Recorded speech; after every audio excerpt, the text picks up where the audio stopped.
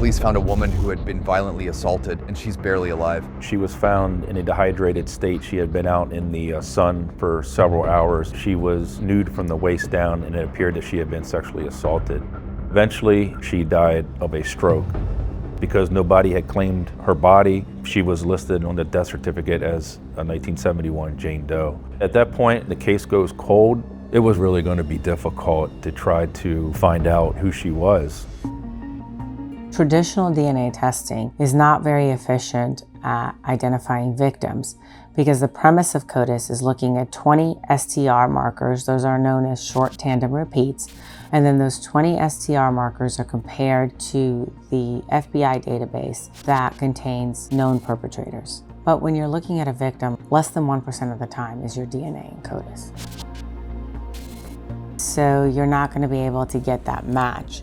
Even with perpetrators though, more times than not, their DNA isn't in CODIS because they haven't been caught and they're getting away with committing crime after crime after crime. And so the limitation of traditional DNA testing, CODIS testing, is that it confirms identity. It looks for that match, but often you don't have someone to match it to. So it becomes a DNA dead end. Our technology is completely different. We use forensic grade genome sequencing to build DNA profiles that are premised on SNP markers. And you're looking at hundreds and hundreds of thousands of markers. And that allows you to be able to compare those sections of DNA to DNA that is uploaded to databases consented for law enforcement use and find relatives, but not relatives like the people you invite to Thanksgiving or you see at home at dinner, but relatives like really distant relationships.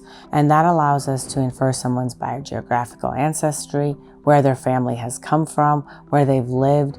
And that allows law enforcement to be able to hone into single families at a single generation that might be the suspect of that investigation or the victim in the investigation in this case. So we are able to infer identity prior to having a suspect or a victim's name. It's the complete opposite of what is done with forensic DNA up until now.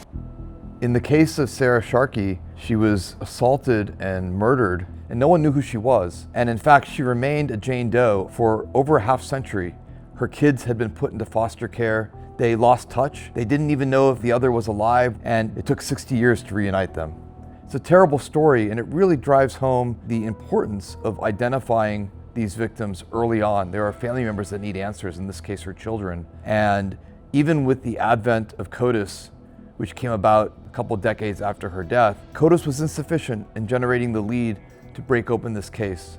There wasn't a match to a close relative to a known identity, and the case stalled until identity inference was able to restore her name and bring her children back together. With identity inference, there's a better way now to approach forensic investigations. You don't need to have a hypothesis. You don't need a match. You can simply look at the information that is digitized from biological evidence, pull in that information from the forensic DNA, and use that data to actually lead you to who the person is. And so identity inference allows us to take physical biological evidence, derive that DNA profile from it, and then generate an identity through genetic genealogical search, public records. Instead of waiting a half century, you can almost immediately move forward to identify someone. And it's important because there are tens of thousands of unidentified human remains just in the United States alone. It's an epidemic of a problem. The National Institute of Justice calls it the silent mass disaster.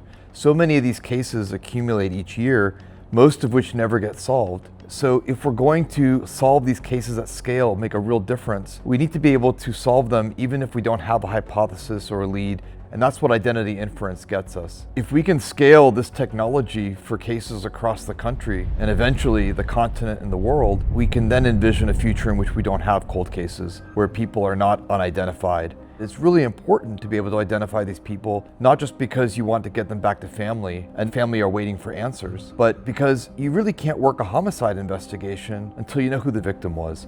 So understanding that identity is the first step in helping get answers for the family, but then also in pursuing the secondary investigation of who's responsible for their death. If you haven't seen episode 2 of our new YouTube series, Trace Identity, I encourage you to check it out. It's an example of this technology in action.